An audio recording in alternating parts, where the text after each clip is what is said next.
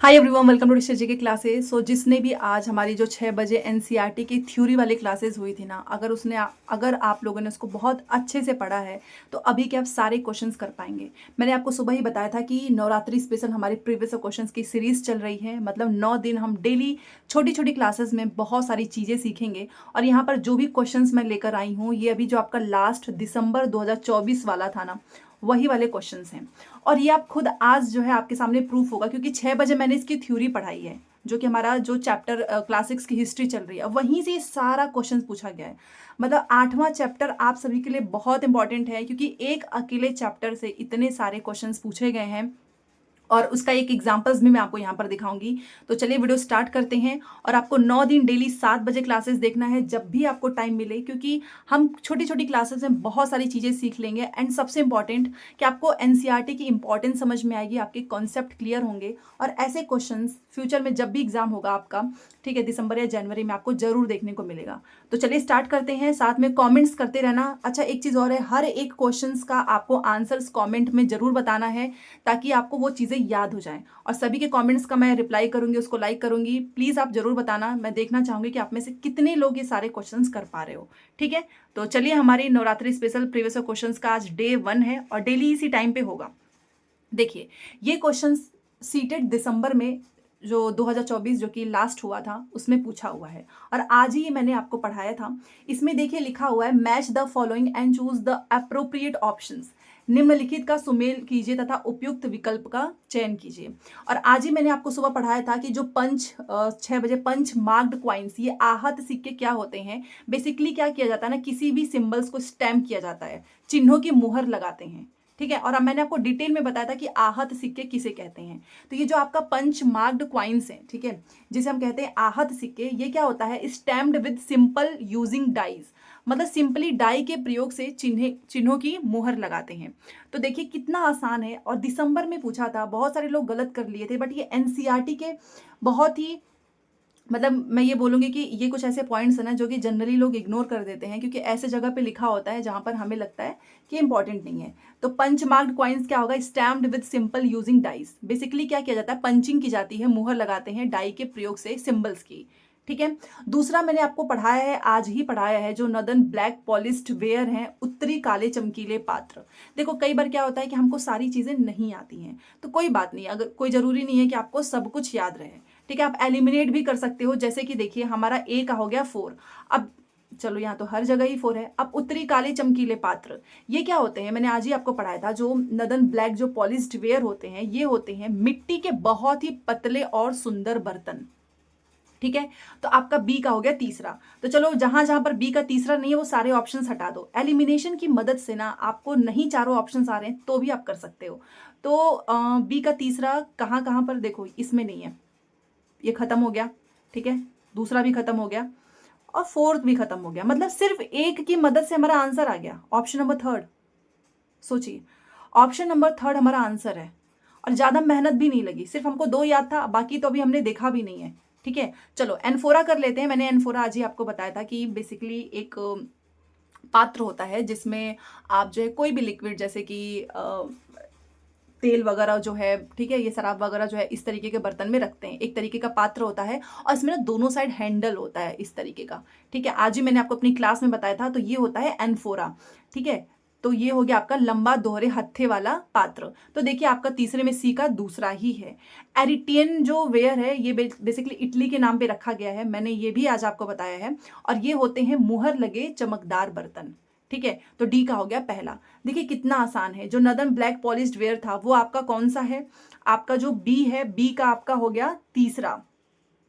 Extremely fine pottery, मिट्टी के बहुत ही पतले और सुंदर बर्तन। उसके बाद से आप देखिए, बी हो गया हमारा सी। सी का हमारा कौन सा होगा, तो दूसरा होगा, मतलब टॉल डबल हैंडल जार्स। ठीक है, एरिटियन वेयर एक ही बचा है, तो ये हो जाएगा हमारा स्टैम्प्ड ग्लेज्ड पॉटरी। ठीक है, तो ये रहा इसका पूरा आंसर। बहुत सारे लोग नहीं कर पाते हैं, यकीन के साथ मैं ये कह रही हूँ, क्योंकि पिछले साल जो सीटेड दिसंबर हुआ था, एनसीईआरटी में सारी चीज़ें दी रहती हैं किताबों में, बट हम इसको ध्यान ही नहीं देते हैं। तो ये प्रीवियस क्वेश्चन सीरीज में आपको मदद जो है मिलेगी कि आपको सारे पॉइंट्स को याद रखने हैं। ये पहला था। ठीक है, और हाँ, इसकी पीडीएफ की चिंता मत करना, ये पीडीएफ आपको मैं टेलीग्राम पे भेज दूंगी, सेम एज इट इज़, ऐसे ही आंसर्स विद एक्सप्लेनेशन। तो जिसे भी ये पीडीएफ चाहिए होगा तो आप टेलीग्राम में जुड़ जाओ, हर दिन की क्लासेस की पीडीएफ आपको जो हमारा 7 PM वाला है वो वहीं पर मिलेगा। आप इसको डाउनलोड कर लीजिए, आराम से पढ़ते रहिएगा, ठीक है, क्योंकि सारे क्वेश्चन सीटेड दिसंबर वाले हैं। अब देखो मैंने एक्सप्लेनेशन लिख दिया है। पंचमार्क कॉइन्स, आहत सिक्के, इन पर डाई से जो सिंबल जो है वो बेसिकली पंच किए जाते हैं। उत्तरी काले चमकीले पात्र, ये पूरी मेरे नोट्स में आपको मिलेगा। उत्तरी काले चमकीले पात्र सब कुछ मैंने एज इट इज लिखा है, ठीक है। हर एक चीज जो यहाँ पर मैं आपको बता रही हूँ सब कुछ सोशल साइंस का जो पेड नोट्स है उसमें आपको मिल जाएगा, आप भी ले सकते हो उस नंबर पे मैसेज करके। तो ये क्या होते हैं, प्राचीन स्थलों से मिट्टी के पतले और सुंदर बर्तन मिले जिन्हें हम उत्तरी काले चमकीले पात्र कहते हैं। सोचो, ये सेम एग्जैक्ट लाइन इन्होंने यहाँ पर लिखा हुआ है, उत्तरी काले चमकीले पात्र, मिट्टी के बहुत ही पतले और सुंदर बर्तन। और यहाँ पर भी देखो, मिट्टी के पतले और सुंदर बर्तन जिन्हें हम कहते हैं उत्तरी काले चमकीले पात्र, ठीक है। इसी तरीके से एनफोरा का भी मैं आपको दिखाती हूँ, जिसमें लिखा है ना लंबा दोहरे हत्थे वाला पात्र। ये देखिए, देखो ये पूरी हिस्ट्री ही पढ़ लो, क्योंकि अरिका मेडू वाला जो क्लास 8 का जो सबसे लास्ट वाला टॉपिक है, आपने नोट्स में देखा होगा, क्लासेस में भी मैंने आपको बताया है, वहीं से पूछा है कि अरिका मेडू बेसिकली ना पुदुचेरी के पास में है, ठीक है। और ये एक तरीके का ना पोर्ट टाउन है, मतलब इसको पतन बोलते हैं, ठीक है। यहाँ पर क्या करते हैं कि हम दूर दूर से जो भी जहाज आती हैं वहां से सामान उतारा जाता है। कहाँ पर, अरिका मेडू पे। यहाँ पर मिट्टी से एक बना ढांचा भी मिला है जो कि बेसिकली गोदाम रहा होगा, ठीक है।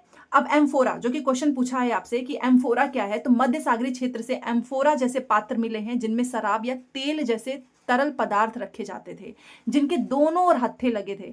इस बार तो इसने पूछा है कि दोनों हर हत्थे लगे हैं, इसको हम कहते हैं amphora. May be next time पूछे कि जिसमें शराब या तेल जैसे तरल पदार्थ रखे जाते थे उसको क्या कहते हैं। तो दोनों ओर हत्थे लगे हैं, ये है आपका एम्फोरा। और ये कुछ भी अपने मन से नहीं यहाँ पर बता रही हूँ, सब कुछ एनसीईआरटी में लिखा हुआ है। तो लंबा दोहरे हत्थे वाला पात्र, देखा आपने, दोनों का एज इट इज लिखा हुआ है। आहत सिक्के का भी एज इट इज। अब एरिटियन का देखिए, जिसे हम कहते हैं ना मुहर लगे चमकदार बर्तन, ये देखिए एरिटियन का देखते हैं। तो मैंने आपको बताया था कि एरिटियन बेसिकली इटली नाम से, इटली के एक नगर पर रखा गया है, ठीक है। तो यहाँ पर देखिए एरिटियन क्या है, लाल चमकदार बर्तन इसको बोलते हैं, ठीक है। और इसके बनाने की विधि बेसिकली मोल्डिंग दबाकर बनाया जाता है। लेकिन लाल चमकदार बर्तन क्या है, एरेटाइन। देखिए लाल चमकदार बर्तन, लाल भी लिखा जा सकता है, मुहर लगे चमकदार, क्योंकि हम इसको मोल्डिंग करके बनाते हैं। ये रहा, ठीक है। तो हर एक पॉइंट मैंने यहाँ पर लिखा हुआ है और सब कुछ एनसीईआरटी से है। इवन जो जिनके पास भी नोट्स है ऑलरेडी जो ले चुके हैं, तो प्लीज़ आप पढ़ते रहो, क्योंकि दिसंबर का एक एक क्वेश्चन में हर एक चीज़ नोट से आया है। बहुत लोग पूछते हैं कि आपके नोट से कितने क्वेश्चन आए, तो यहाँ पर मैं आपको ये दिखा सकती हूँ, ठीक है। चलिए, ये क्वेश्चन काफ़ी अच्छा पूछा था और बहुत अच्छे तरीके से इसको डिज़ाइन किया गया था, ठीक है। पीडीएफ मैं टेलीग्राम पे भेज दूंगी, तो प्लीज़ उसकी टेंशन मत लो और हर एक क्वेश्चन का आंसर दो। देखिए ये लिखा हुआ है, मोल्ड करके बनाते हैं। चलिए ये नेक्स्ट वाला क्वेश्चन जो कि अभी हमने पढ़ा नहीं है, क्योंकि यहाँ पर तो मिक्स है ना, हम प्रीवियस क्वेश्चंस कर रहे हैं, तो बट हम इसको पढ़ेंगे आगे। देखिए लिखा हुआ है, according to the Uttaramerur inscriptions who could become a member of sabha. उत्तर मेरूर शिलालेख के अनुसार कौन सभा का सदस्य बन सकता था। देखो सभा का सदस्य बनने के लिए ना कुछ यहाँ पर रूल्स थे, जैसे कि पहला लिखा है कि वे भूमिधर जिनकी भूमि से भू राजस्व वसूला जाता था, कि अगर आपको सभा का सदस्य बनना है यहाँ का, तो आपके पास अपनी खुद की जमीन होनी चाहिए। तो इनके पास है, तभी तो हम भू राजस्व वसूलेंगे। दूसरा है कि इनकी आयु 25 से 70 के बीच हो, 25 नहीं 35, तो ये तो गलत हो गया। एक और इनका रूल था कि आपके पास अपना घर होना चाहिए, तभी आप इसके सदस्य बन सकते हो। आपको वेदों का ज्ञान होना चाहिए।